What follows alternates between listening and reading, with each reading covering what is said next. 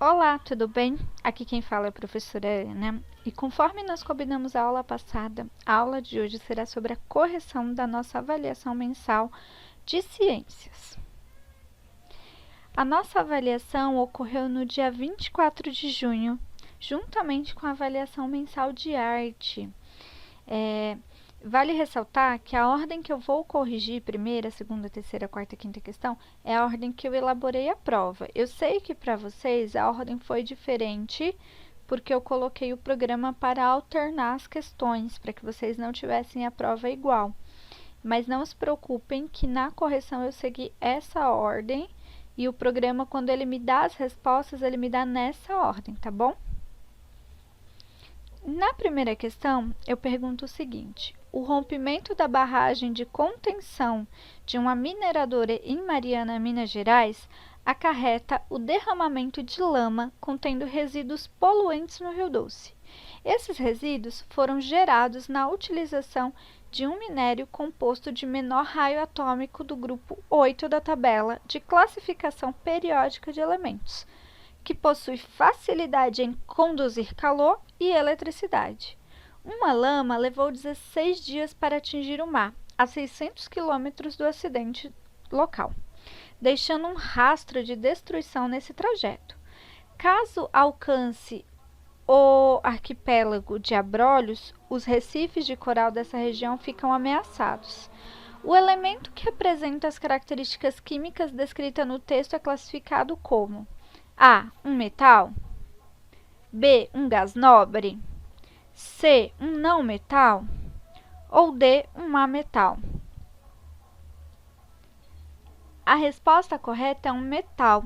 O trecho que responde à pergunta é quando ele fala o seguinte: o elemento que possui facilidade em conduzir calor e eletricidade. Os únicos elementos que podem conduzir calor e eletricidade são os elementos classificados como metal. Na segunda questão, eu pergunto o seguinte: a tabela periódica classifica os elementos químicos em faixas horizontais e faixas verticais. Essa classificação mostra que elementos químicos podem apresentar características químicas similares ou completamente diferentes nas funções de sua localização na tabela periódica. Assinale a alternativa que explica a organização nas faixas verticais, ou seja, as colunas da tabela periódica, tudo bem? A. Faixas verticais são chamados períodos, divididos em A e B, sendo 8 de cada. B. Faixas verticais são as chamadas famílias, numerados de 1 a 22. C. Faixas verticais são chamados períodos. Ao todo, na tabela periódica, eles são 7. E D. Faixas verticais são as chamadas famílias, divididas em A e B, sendo 8 de cada, ou grupos numerados de 1 a 18. A resposta correta é o item D. As faixas verticais são as chamadas famílias, que estão divididas em A e B, sendo os elementos de transição o grupo B, e nós temos 8 em cada, sendo família 1A, 2A, 3A, 4A, 5A, 6A, 7A e 8A. E no grupo B a mesma coisa, 1B, 2B, 3B, 4B, 5B, 6B, 7B, 8B. Ou, se nós contarmos todas as colunas da tabela periódica, eles vão estar classificados em grupos, que nós chamamos do grupo 1, grupo 2, grupo 3, até o grupo 18. Tudo bem? Na terceira questão, eu pergunto o seguinte: nas tabelas periódicas atuais, os elementos químicos estão dispostos em ordem crescente de A. Valência. B. Massa atômica. C. Números atômicos. Ou D. Número de oxidação. A tabela periódica atual está classificada em ordem crescente de número atômico. Nós vimos que o primeiro esboço da tabela periódica, que foi produzido pelo Mendeleev, tinha ordem crescente de massa, mas depois ela foi corrigida e eles viram que a melhor forma de organizar a tabela periódica era em número atômico, sendo assim possível prever possíveis novos elementos químicos para encaixar nas lacunas que existiam ainda na tabela periódica. Na próxima questão, eu pergunto o seguinte: a figura a seguir representa uma tabela periódica e as posições de alguns elementos químicos. Analisando uma posição desses elementos, deve-se esperar que A. O único elemento químico que está no segundo período é o neônio. B. Os elementos vanádio e cobre estão classificados no quarto período. C. Os elementos césio está no primeiro período. E D. O flúor está classificado no terceiro período. A resposta correta para esse item é o B. Os elementos vanádio e cobre, o Cu, que vocês tanto gostam, estão classificados no quarto período. Se vocês contarem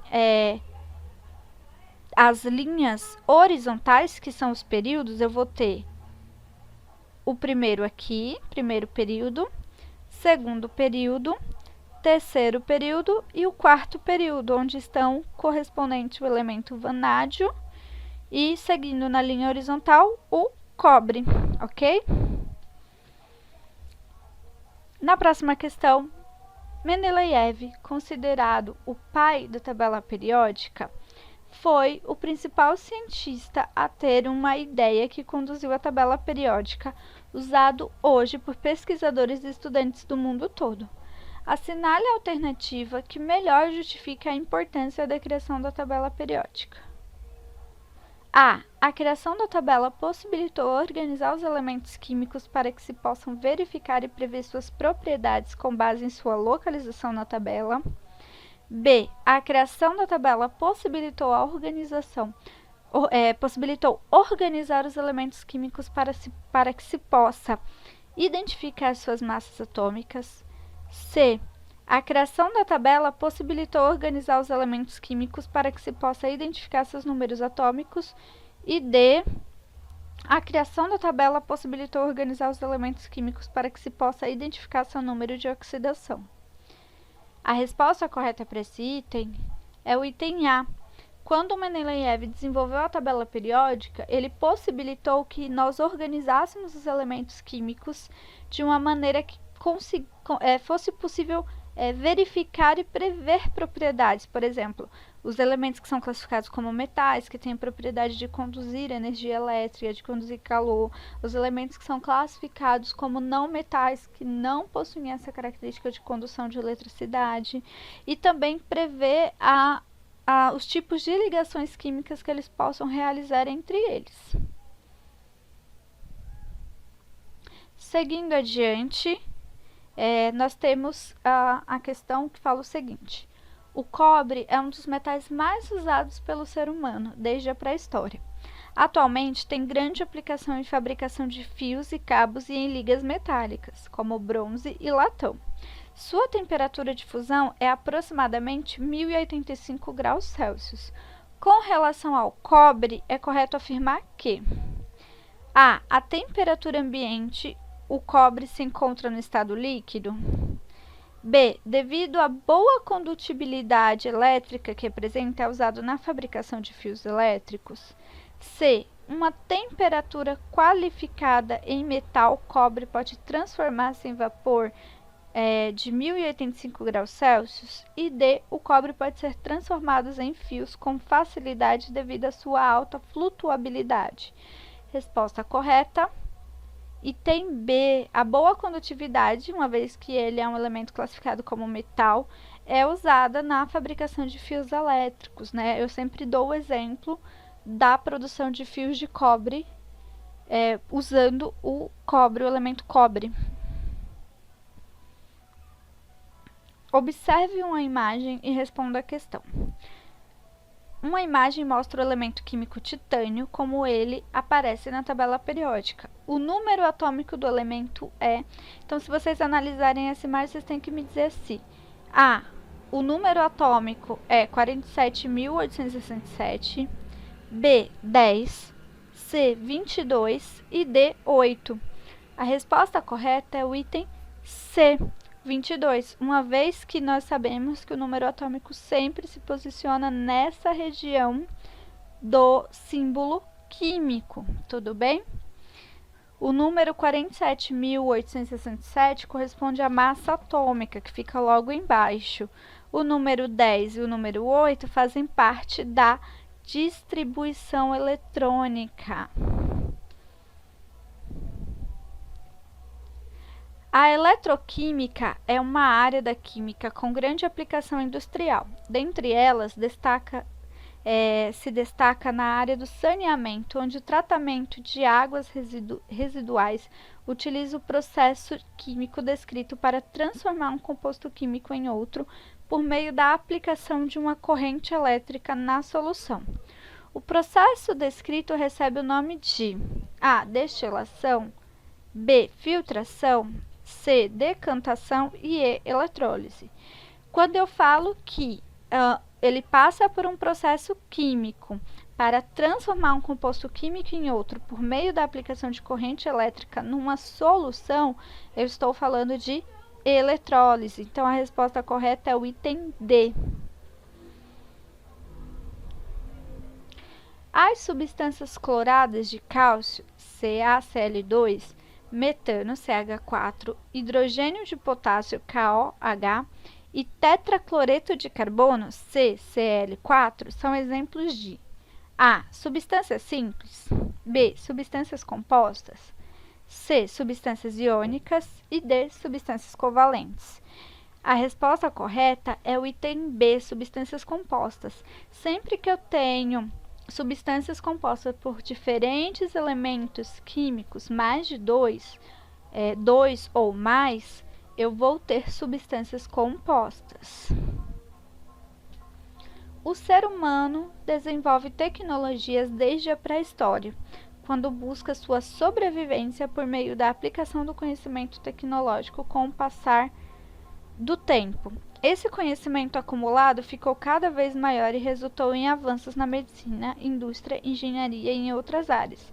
Além disso, o ser humano passou a ser capaz de sintetizar diversos produtos, como, por exemplo, A. Mel de abelha, o açúcar e a celulose. B. O poliéster, as fibras de algodão e a celulose. C. O leite, o mel e a fibra de carbono. E D. O silicone, o nylon e a fibra de carbono. Resposta correta é o item D, porque o silicone, o nylon e a fibra de carbono são produzidos em laboratório, foram substâncias produzidas em laboratório. O mel de abelha é uma substância natural produzida pelas abelhas, então o item A já está descartado.